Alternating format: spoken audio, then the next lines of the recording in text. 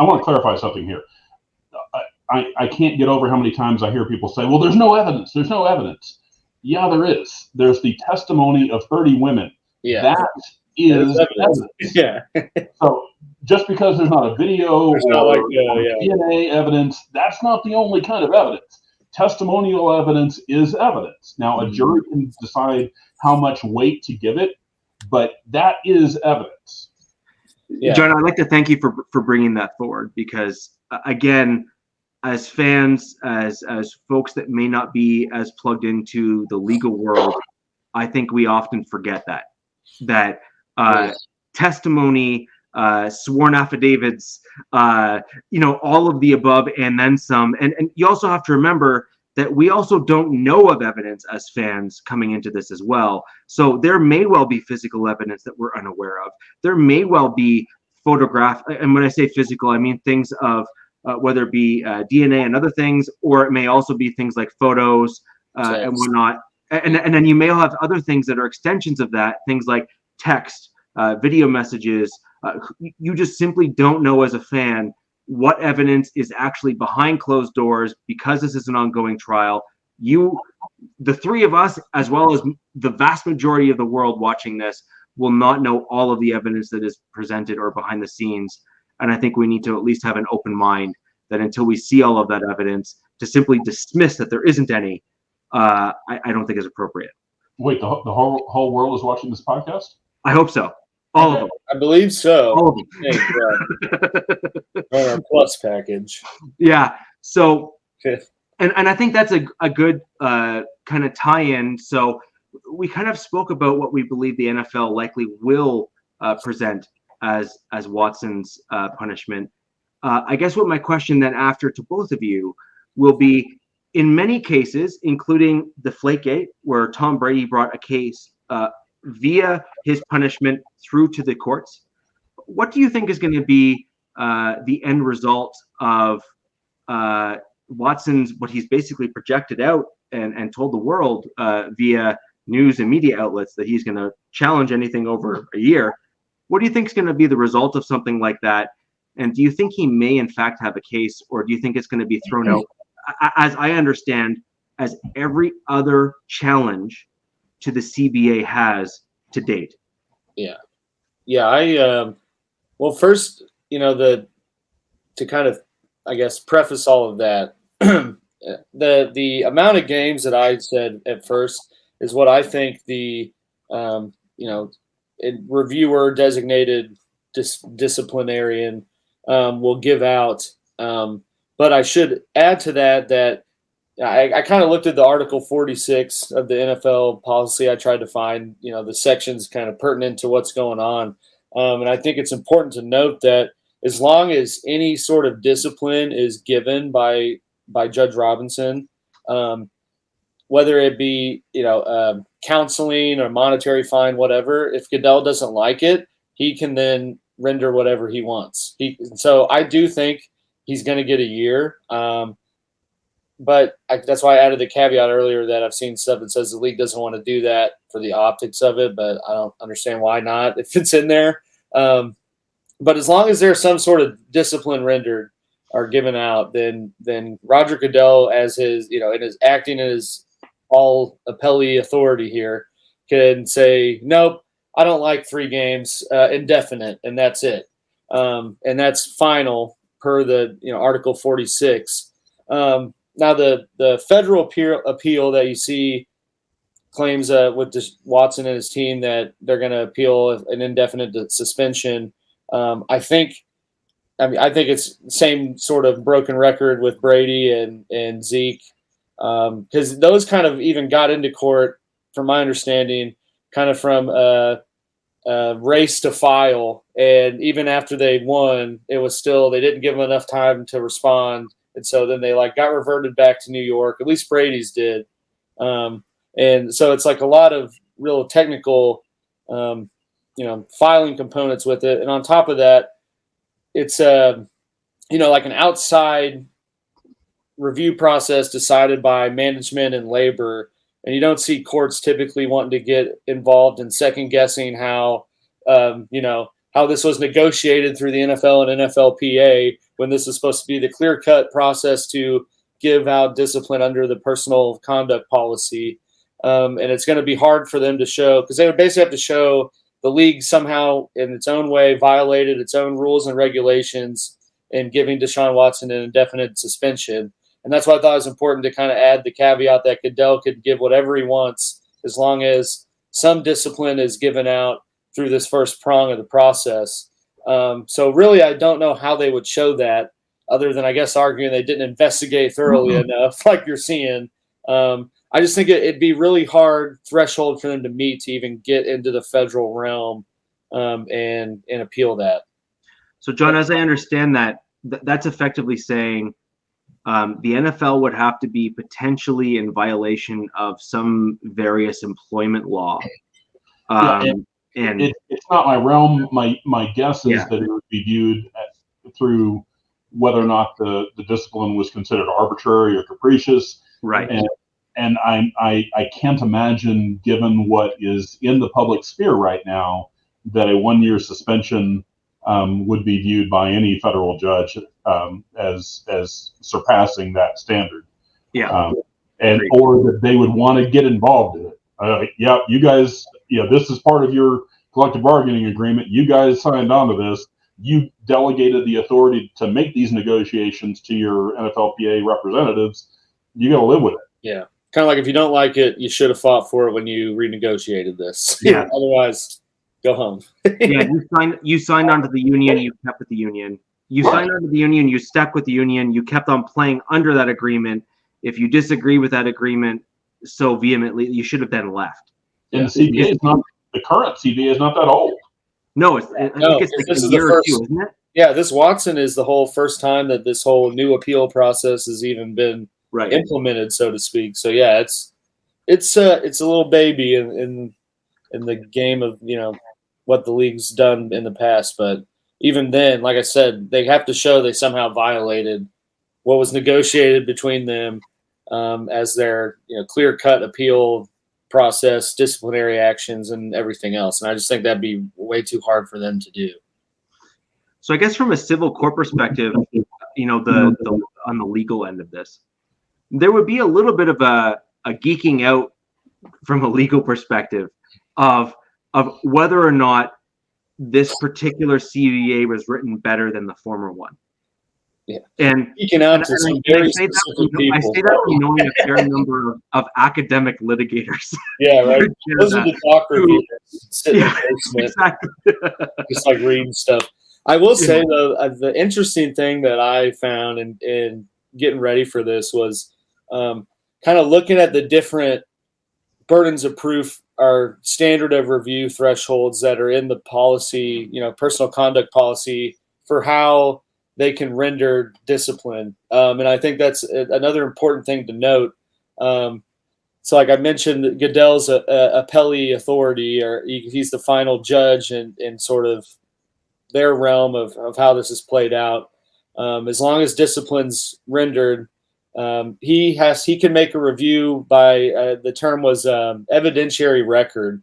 So he can basically, he's not bound by anything that Judge Robinson relied on. He's not reviewing the merits of her opinion. He can just look at the record that was presented to her and cherry pick what he wants to say. Now he gets an indefinite suspension because this person said this and this, and I thought it's interesting to look at sort of the different, those thresholds that go into it on the administrative NFL side, and just kind of how much power they have in the final say, at least on paper, with just how that policy is written and just kind of the language of it, like how easy it is to change something or give a tougher punishment than how they negotiated out having an outside non-biased party review.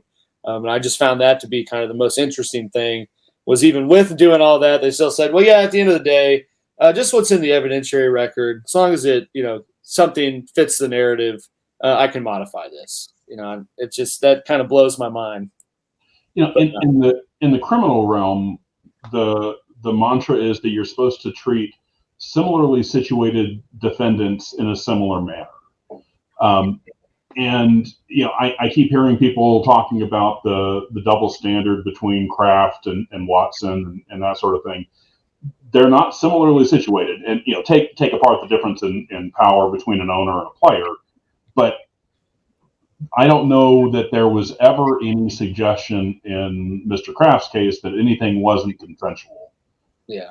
That is not the case. There are 30 women that are claiming that he did things that they did not consent to, and that is considerably different than Robert Kraft's case. If I can interject there as well, there's also a big difference between someone like Kraft traveling to the female in question, and in this particular situation, as we've discussed earlier, where Watson specifically and dare I say explicitly solicited. I mean, again, to your point earlier and what we discussed earlier in the pod, anywhere from 30 to upwards of 60 plus women to come to him.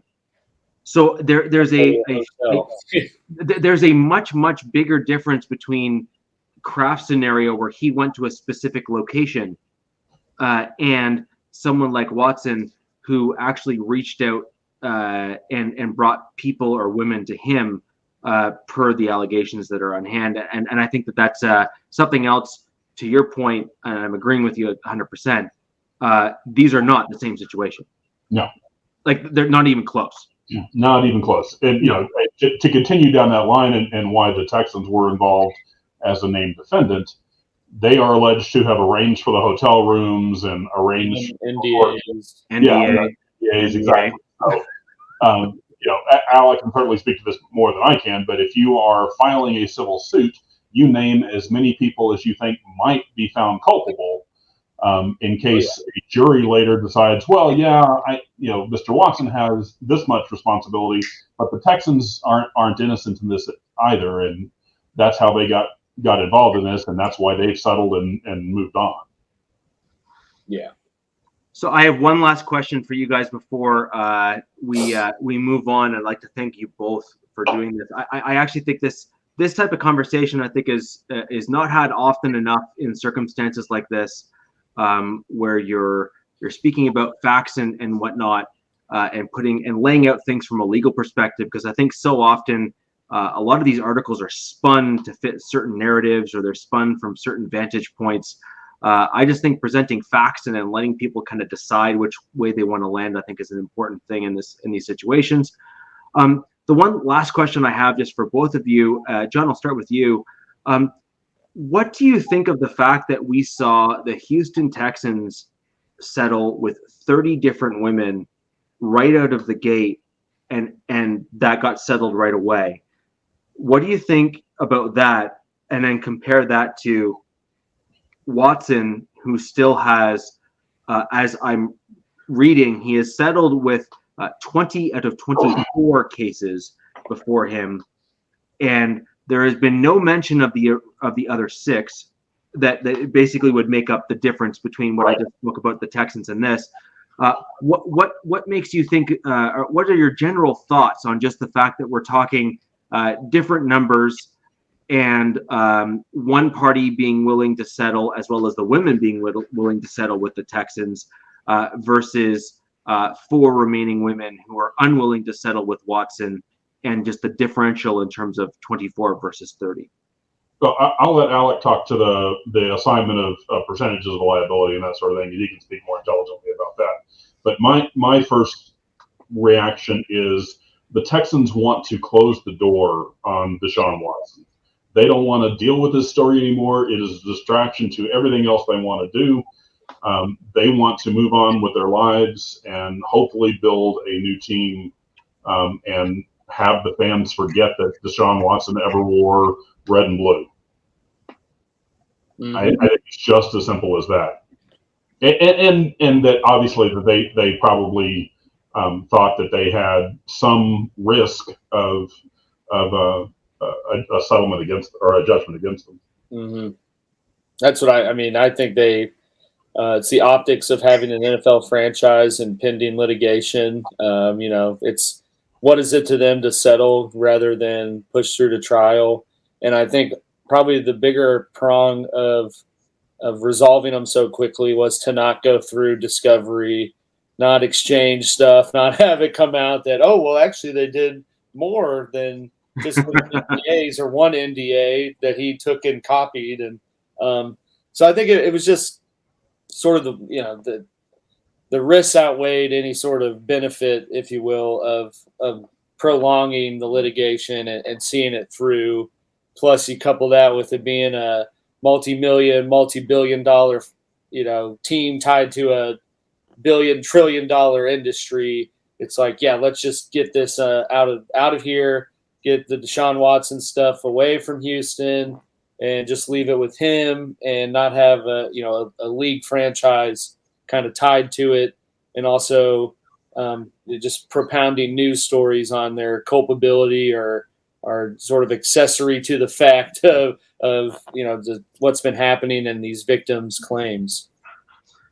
No, I think that's all fair, and that really takes us all the way to where we're at right now, right? That takes us right to kind of current day, present day, all the facts that are on the table, and that allows anyone who's watching this to kind of get a much better understanding of civil versus criminal, subpoena, what that means, what it can mean for your ability to actually build a case against someone, which I think is really important.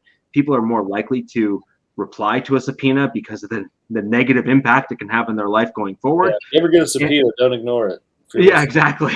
Yeah, you want to respond to that. Unless you're in the NFL and you don't work for them, then you're fine. Yeah, exactly. You want to respond to that pretty pronto. And so I think that's all really important information. And these are all things that are just typically not discussed in your traditional conversations when it comes to these sorts of things. And guys, I wanted to thank both of you for coming on and giving your opinions on this.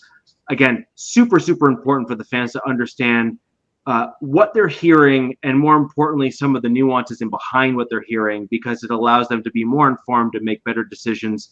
And frankly, when you're sitting around the water cooler at work and having conversations with people, it's always a better idea to have more information than less, so that you can be better and more informed about circumstances. And again, both of you gentlemen, I'd like to thank you for joining us here and coming in with your opinions. If you wouldn't mind, I would love to have you back on for a super brief segment when all of the things come down, the pipeline when it comes to. Should happen pretty quick. There's going to be a quick turnaround. Yeah, exactly. And I think that's going to be a super important thing to have, because this will certainly set certain precedents within the NFL. And that's another legal term that I know both of the gentlemen above me know exactly what I'm referring to when I use those terms. So guys, again, thank you very much for joining us. And until next time, thank you very much. Go Broncos. Go Chiefs.